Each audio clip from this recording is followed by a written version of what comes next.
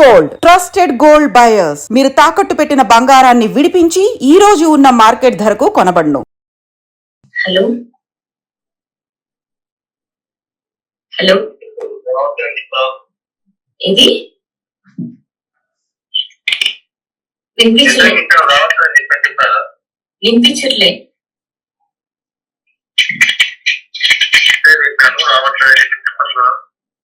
రావట్లేదని చెప్పాలా మీకు? వస్తా అంటే ఏమైతుంది ఇప్పుడు? వస్తా అంటే ఏం చేస్తారు?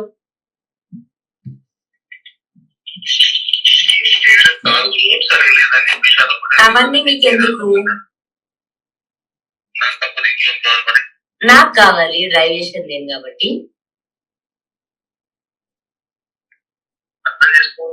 నేను చేసుకోని అంతే. గలీజ్, చాలా గలీజ్.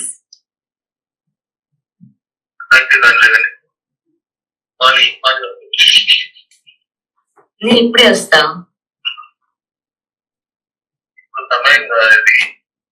అంటే మీరు డ్యూటీలో ఉన్నారు, మీరు ఇట్లా పనిలో ఉన్నారు, మీరు కలవడానికి అవ్వదు అంటే పర్లేదు, నో ప్రాబ్లం.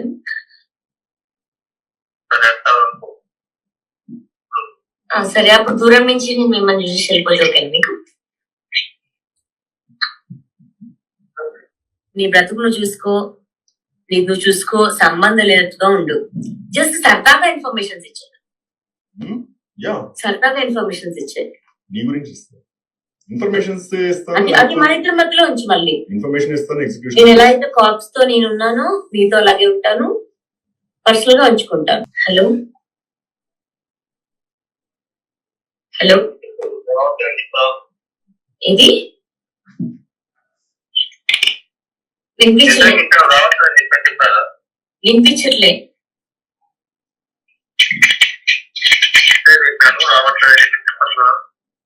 రావట్లేదని చెప్పాలా మీకు? వస్తా అంటే ఏమైతుంది ఇప్పుడు?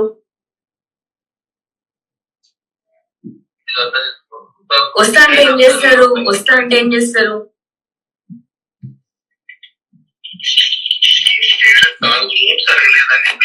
అవన్నీ మీకు ఎందుకు? నాకు కావాలి, డ్రైవ్ చేసేది నేను కాబట్టి.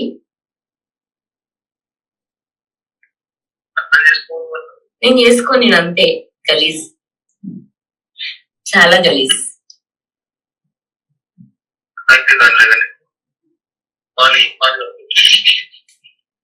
నేను ఇప్పుడే వస్తా.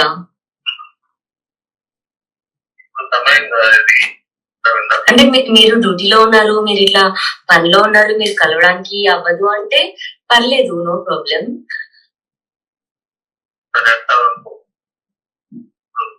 సరే, అప్పుడు దూరం నుంచి నేను మిమ్మల్ని చూసి వెళ్ళిపోతే ఓకే మీకు?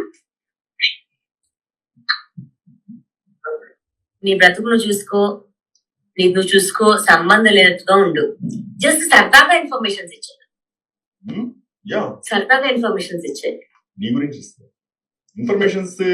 అది మన ఇద్దరి మధ్యలో ఉంచి మళ్ళీ ఇన్ఫర్మేషన్ ఇస్తాను. నేను ఎలా అయితే కార్ప్స్ తో నేను ఉన్నానో నీతో అలాగే ఉంటాను, పర్సనల్ గా ఉంచుకుంటాను. వరుస అంటే అసలు లెక్కలేనన్ని ఇన్సిడెంట్స్, అది కూడా పోలీస్ కుటుంబాలకు సంబంధించిన ఇన్సిడెంట్సే అసలు భయంకరంగా ఈ మధ్య కాలంలోనే ఒక 2 నెలల నుంచి ఆగకుండా వస్తూనే ఉన్నాయి.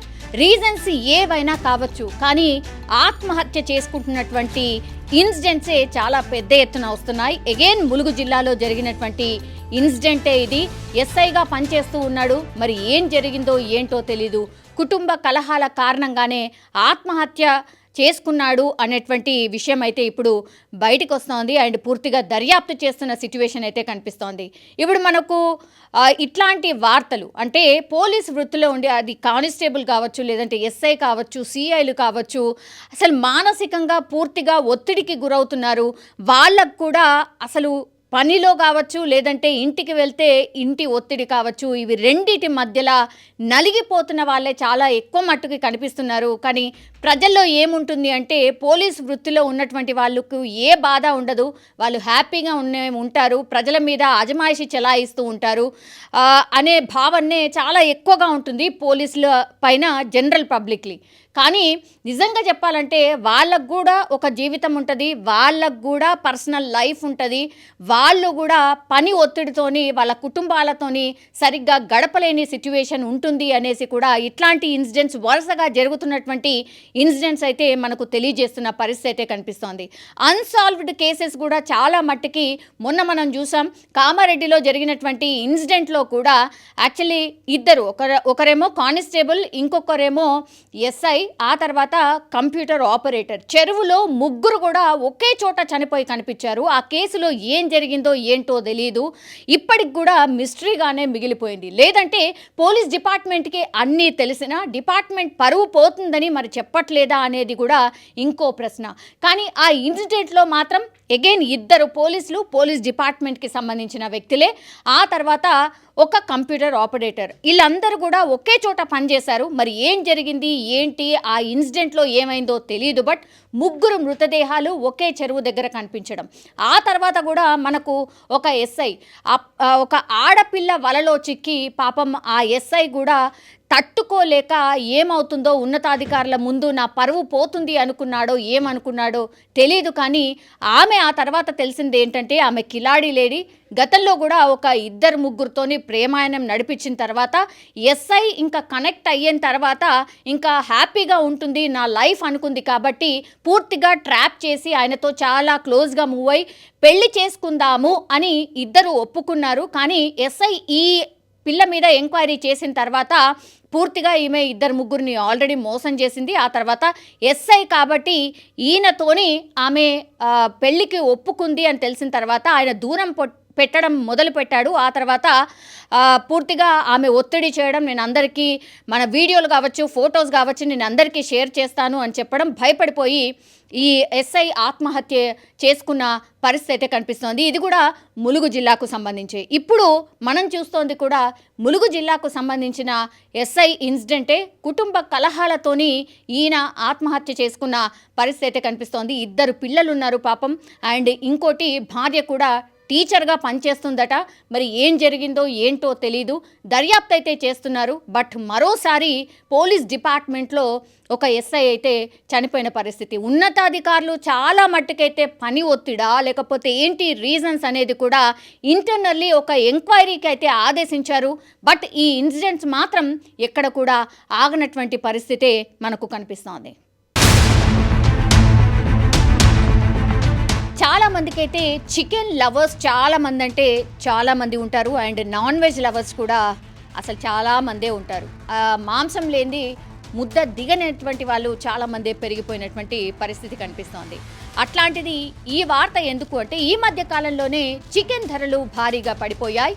అండ్ దీనికి రీజన్ ఏంటి అని అంటే యాక్చువల్లీ ఏం జరుగుతోందో ఏంటో అర్థం కాని పరిస్థితి. రెండు తెలుగు రాష్ట్రాల్లో కూడా కోళ్ల ఫామ్ లో 10,000, 20,000 కోళ్లు చనిపోతున్నాయి. అంతు చిక్కని వ్యాధితో ఇవి చనిపోతున్నాయి అనేటువంటి వార్త చాలా పెద్ద ఎత్తున వస్తోంది.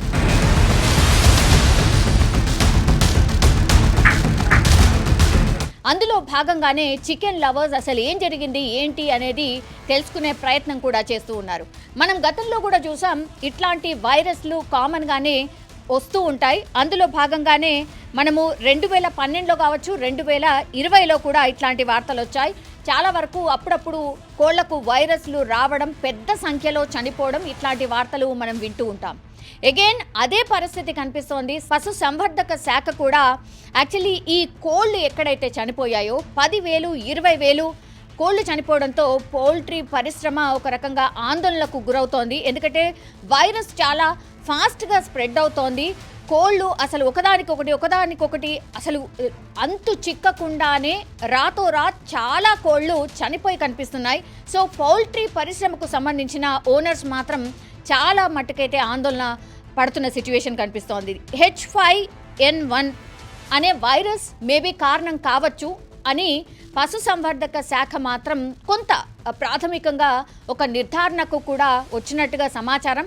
అండ్ ఈ వైరస్కి కారణమైంది, వైరస్ ఎలా సోకుతోంది అండ్ ఎందుకు ఇంత పెద్ద ఎత్తున మరణాలు సంభవిస్తున్నాయి అనేది కూడా అంతు చిక్కని వంటి పరిస్థితి కనిపిస్తోంది. ఇప్పుడు ఏవైతే కోళ్ళు చనిపోతున్నాయో వాటన్నిటిని కూడా శాంపిల్స్ తీసుకొని ల్యాబ్కి తరలిస్తున్నారు. డిఫరెంట్ టెస్ట్లు కూడా చేస్తున్న సిచ్యువేషన్ అయితే కనిపిస్తోంది.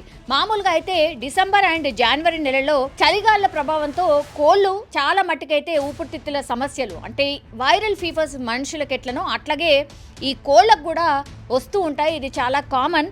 అందులో భాగంగానే ఇవి జరిగాయా ఏంటి అనేది కూడా ఒకటి డౌట్ వ్యక్తం చేస్తున్నారు. అండ్ వైరస్ లక్షణాలు ఏవైతే ఉన్నాయో ఇప్పుడు పూర్తిగా ఈ వైరస్ ఇప్పుడు ఈ కోళ్ళకి ఏదైతే సోకిందో చాలా భిన్నంగా కనిపిస్తున్నాయి. అంటే ఈ డిసెంబర్ కావచ్చు, జనవరిలో ఏదైతే చలికాలంలో ఊపిరితిత్తులకు సంబంధించి కొంత వైరస్ సోకుతుంది, అది వెరీ కామన్. కానీ ఇప్పుడు ఈ కోళ్ళు చనిపోవడానికి రీజన్ అంతు చిక్కడం లేదు. గతంలో వచ్చినటువంటి వైరస్లు వేరు, ఇప్పుడు వచ్చినటువంటి వైరస్లు వేరు అనేటువంటిది కొంత నిర్ధారణకైతే వచ్చినట్టుగా కనిపిస్తోంది. ఒక్క కోడికి వైరస్ సోకిందంటే సాయంత్రానికల్లా ఆ షెడ్ మొత్తంలో ఉన్నటువంటి కోళ్లకు ఈ వైరస్ సోకుతుందట. అండ్ ఇమ్మీడియట్గా అసలు స్పందించే లోపే కోళ్ళు చనిపోతున్న సిచ్యువేషన్ అయితే కనిపిస్తోంది. సో ఈ వైరస్ మాత్రం గతంలో కంటే చాలా వేగంగా వ్యాప్తి చెందుతోంది. అండ్ లక్షల్లో పూర్తిగా పౌల్ట్రీ ఫామ్లు నష్టపోతున్న పరిస్థితి కూడా కనిపిస్తోంది. ఇప్పుడు కోడి మాంసం తినాలా వద్దా అనే డౌట్ చాలా పెద్ద ఎత్తున వస్తోంది. కాబట్టి ఈ వార్తలు ఎప్పుడైతే బయటకు వచ్చాయో ఒకవేళ వైరస్ బారిన పడినటువంటి కోడిని ఒకవేళ తింటే మరి మనకు ఎట్లాంటి ఎఫెక్ట్ చూపుతుంది అనేది కూడా చాలామంది చికెన్ కొనడం మానేశారు, చికెన్ తినడం అయితే మానేసిన పరిస్థితి. కానీ చాలామంది డాక్టర్స్ సూచన ఏంటి అంటే పూర్తిగా హాఫ్ అండ్ హాఫ్ అంటే అన్కుక్డ్ చికెన్ అయితే తినకండి, కుక్డ్ చికెనే తినండి. అట్లాగే లైవ్ బర్డ్ని జోకించుకొని మన కళ్ళ ముందు కోడిని జోకించుకొని తినాలి. అప్పటికే ఒకవేళ కట్ చేసిన కోడి మీరు వెళ్ళేసరికి కట్ చేసినటువంటి కోడి ఒకవేళ ఉంటే మాత్రం దాన్ని అవాయిడ్ చేయండి అనేటువంటి మాటనైతే చెప్తున్నారు. అండ్ ఇంకోటి ఏంటంటే ఈ వైరస్ ఏంటి, మరి ఎందుకు సోకింది, ఇది ఎంత డేంజరస్ అని తెలిసే వరకు కొన్ని రోజుల పాటు చికెన్ తినకపోవడమే మంచిది అనేది కూడా కొంతమంది డాక్టర్స్లు అయితే చెప్తూ ఉన్నారు. సో ముఖ్యంగా ఈ కోళ్ళు చనిపోయే ఎఫెక్ట్ ఎక్కువగా ఎక్కడ కనిపిస్తోందంటే ఉభయ గోదావరి, ఖమ్మం, నిజామాబాద్ జిల్లాలో పౌల్ట్రీ ఫామ్స్లో చాలా పెద్ద ఎత్తున కోళ్ళు అయితే చనిపోయిన పరిస్థితి. అంటే ఇక్కడ ఈ వైరస్ ప్రభావం చాలా చాలా ఎక్కువగా ఉంది. వీటిని స్ప్రెడ్ కాకుండా ఉండడానికని ప్రస్తుతం ఎలాంటి చర్యలు తీసుకోబోతున్నారు ఏంటి అనేది కూడా వేచి చూడాల్సిందే. ప్రస్తుతం అయితే 10,000 కోళ్ళు చనిపోయాయి. సో ఇది కొంతమేర ఆందోళన కలిగిస్తున్నటువంటి విషయం. పౌల్ట్రీ ఫారాల్లో రోజుకి జనరల్లీ ఒక 0.5% కోళ్ళు అనారోగ్యం కారణం వల్ల చనిపోతూ ఉంటాయి. కానీ ఈ సంఖ్య చాలా చాలా ఎక్కువగా ఉంది కాబట్టి ఇప్పుడు ఆందోళన అయితే వ్యక్తం అవుతోంది. దీనికి సంబంధించి టెస్టులు చేసి మరి ఇది ఎలాంటి వైరస్, దీనికి మరి నివారణ ఏంటి అనేది కనుక్కునే పనిలో ప్రస్తుతం అయితే పశుసంవర్ధక శాఖ నిమగ్నమై ఉంది. కానీ H5N1 అనే వైరస్ సోకి ఉంటుంది. ఇది ఎంత మేరకు ప్రభావం చూపిస్తోంది, ఒకవేళ తిన్న వాళ్లకు ఏం జరుగుతుంది ఏంటి అనేది కూడా పూర్తి ఇన్ఫర్మేషన్ ఇంకా రావాల్సి అయితే ఉంది.